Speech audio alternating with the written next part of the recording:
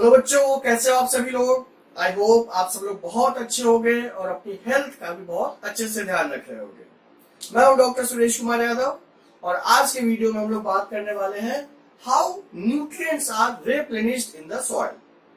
तो कुछ वर्ड समझ लेते हैं। रिप्लेनिश्ड का मतलब क्या हो गया है, बाकी सब कुछ तो समझ में आ रहा होगा। रिप्लेनिश्ड का मतलब क्या हो गया, मतलब होता है कि अगर एक बार चीज खत्म हो गई तो दोबारा से कैसे आएगी। सिंपल एग्जांपल, हर महीने चाय की पत्ती खत्म होती है, चाय की पत्ती का डिब्बा खाली हो जाता है, तो डिब्बा भरता कैसे है। सिंपल, बाजार से चाय की पत्ती का पैकेट लाइए, काटिए, डिब्बे में भर दीजिए। तो इस प्रोसेस को रिप्लेनिशमेंट बोलते हैं। रिप्लेनिश, डिब्बा वापस से भर गया, है ना। सिंपल एग्जांपल है। तो अगर एक बार चीज खत्म हो गई तो वो दोबारा से कैसे आएगी। अब सवाल आ रहा है कि क्या चीज खत्म हो गई। न्यूट्रिएंट्स, सॉइल के न्यूट्रिएंट्स खत्म हो गए। क्यों खत्म हो गए, कैसे खत्म हो गए, सोचने वाली बात है ना। सॉइल के न्यूट्रिएंट्स खत्म हो गए या कम हो गए, तो कैसे कम हो गए, ठीक सोचिए जरा। देखिए, ये मान लीजिए हमारे पास में एक प्लांट है, ये इसकी रूट्स हैं और आपको पता है रूट्स का फंक्शन क्या होता है। रूट्स का फंक्शन होता है to absorb water and minerals from soil. Water and minerals, तो जो मिनरल्स हैं वो क्या है, आखिर वही तो न्यूट्रिएंट्स हैं। तो प्लांट ग्रो कर रहा है तो कुछ ना कुछ तो मिनरल एब्सॉर्ब करेगा, एंड एज ए रिजल्ट क्या होगा, ये जो मिनरल्स हैं सॉइल के धीरे धीरे क्या होते जाएंगे, कम होते जाएंगे।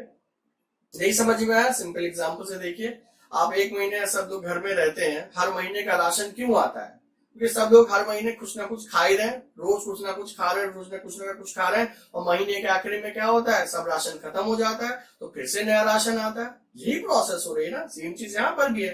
प्लांट छोटा था, जैसे जैसे बड़ा होता जाएगा मिनरल्स और न्यूट्रिशन को अपने में एब्सॉर्ब करता चला जाएगा। एज ए रिजल्ट क्या होगा, ये जो आसपास का एरिया है यहाँ पर न्यूट्रिशन क्या हो जाएगा, कम होता चला जाएगा, है ना। कम होगा कि नहीं होगा, ऑब्वियसली कम होगा। तो जब ये कम होगा तो वापस से ये न्यूट्रिएंट्स कैसे आएंगे सॉइल में, यही आज हमें पढ़ना है। ठीक है, तो दो तीन बहुत ही सिंपल मेथड्स हैं, सिंपल मैकेनिज्म्स हैं जिससे कि ये प्रोसेस होता है। ठीक है, तो सबसे पहला जो है वो तो है एडिशन ऑफ फर्टिलाइजर्स।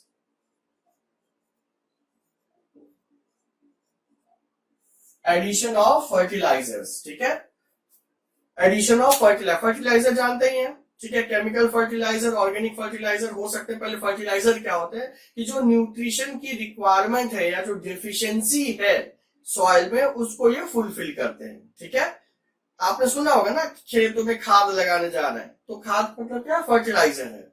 तो वो केमिकल भी है, मतलब मान लीजिए यूजुअली नाइट्रोजन की कमी हो जाती है। ठीक है, नाइट्रोजन की कमी सबसे ज्यादा होती है, तो वहां पर नाइट्रोजन ही ऐड करते हैं। तो फ्री नाइट्रोजन तो यूज नहीं कर सकते, तो वो प्लांट यूजेबल फॉर्म जो कि नाइट्रेट है उस फॉर्म में दिया जाता है। ठीक है, अमोनियम सल्फेट, तो नाइट्रोजन वहां पर है। यूरिया, वहां पर भी नाइट्रोजन है। ठीक है, तो जो फर्टिलाइजर्स है वो आप ऐड कर सकते हैं। इसमें भी दो वेरिएशन है, एक तो केमिकल फर्टिलाइजर और दूसरा होता है बायोलॉजिकल फर्टिलाइजर, जिसको कि हम लोग क्या बोलते हैं, ऑर्गेनिक मैन्योर। राइट, तो केमिकल फर्टिलाइजर है कि भाई हाँ, तुरंत रिक्वायरमेंट पूरी होगी, लेकिन केमिकल फर्टिलाइजर से नुकसान भी है। होता क्या है कि सॉइल की जो फर्टिलिटी का मतलब आप कह सकते हैं जो नरिशमेंट का लेवल है वो धीरे धीरे करके रिड्यूस हो जाता है।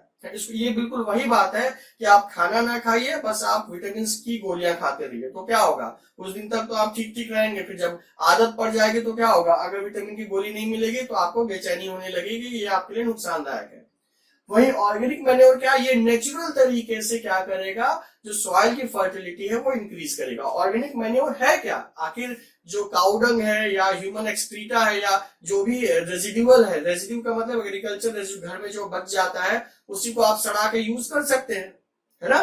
तो ये जो फर्टिलाइजर्स है, या चाहे केमिकल हो चाहे ऑर्गेनिक मैन्योर हो, वो यूज किया जाता है in order to increase the fertility या in order to replenish the nourishment या nutrients in the soil.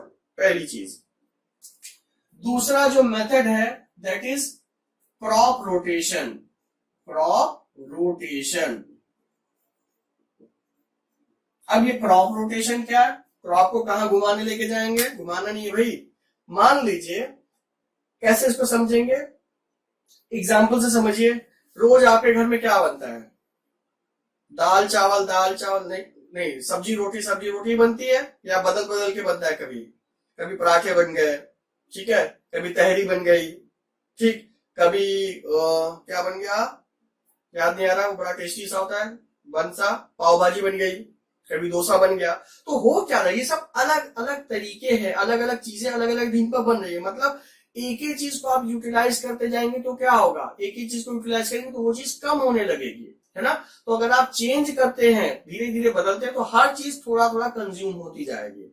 Same चीज यहाँ पर भी है कि अगर एक सॉइल है, आपने इस सीजन में आपने सपोज यहाँ पर गेहूं उगाया, गेहूं की अपनी कुछ रिक्वायरमेंट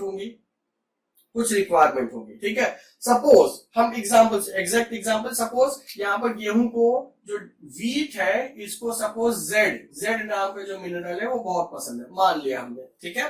तो वीट जो है जेड कंज्यूम करता जा रहा है, थोड़े टाइम के बाद क्या होगा? जेड की कमी हो जाएगी, ठीक है। इसी फील्ड में नेक्स्ट सीजन में या 6 महीने बाद हमने क्या लगा दिया? राइस लगा दिया। राइस, अब राइस को जेड नहीं चाहिए, राइस को सपोज एक्स पसंद है, ठीक है। तो ये कंज्यूम करेगा एक्स, मतलब जेड की डेफिशिएंसी से राइस को कोई फर्क नहीं पड़ा। तो होगा क्या कि सॉइल को टाइम मिलेगा ताकि वो और जेड इकट्ठा कर ले। क्या ये बात समझ में आई? ये पॉइंट क्लियर हुआ? मतलब एक बार आपने एक ऐसी सॉइल, एक ऐसी क्रॉप लगाई जिसकी रिक्वायरमेंट्स अलग थी, उसी फील्ड में दूसरे सीजन में आपने ऐसी क्रॉप लगाई जिसकी रिक्वायरमेंट अलग है। तो क्या होगा? वो दोनों ही बारी बारी से अच्छे से ग्रो हो जाएंगी। जब तक इसका सीजन वापस आएगा तब तक जेड की रिक्वायरमेंट बढ़ चुकी होगी। एक और दूसरा एग्जांपल, बहुत बार किसान क्या करते हैं कि जिस खेत में मान लीजिए उन्होंने 1 सीजन या 2 सीजन गेहूं उगाया, उसके बाद उसमें लेग्यूमिनस प्लांट्स, दाल उगा देते हैं, ठीक है। क्यों? अभी हमने आप लोगों को बताया था कि जो दाल होती है उसमें क्या होता है? राइजोबियम प्रेजेंट होता है। राइजोबियम क्या करेगा? नाइट्रोजन को फिक्स करेगा।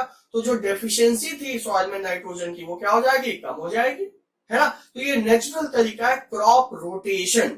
एक क्रॉप, फिर दूसरी क्रॉप, फिर तीसरी क्रॉप एंड सो ऑन, इसको बोलते हैं क्रॉप रोटेशन। ये भी एक तरीका है कि आप सॉइल में न्यूट्रिएंट को रिप्लेनिश कर दें। इसके बाद एक और आता है जिसको बोलते हैं मिक्स्ड फार्मिंग।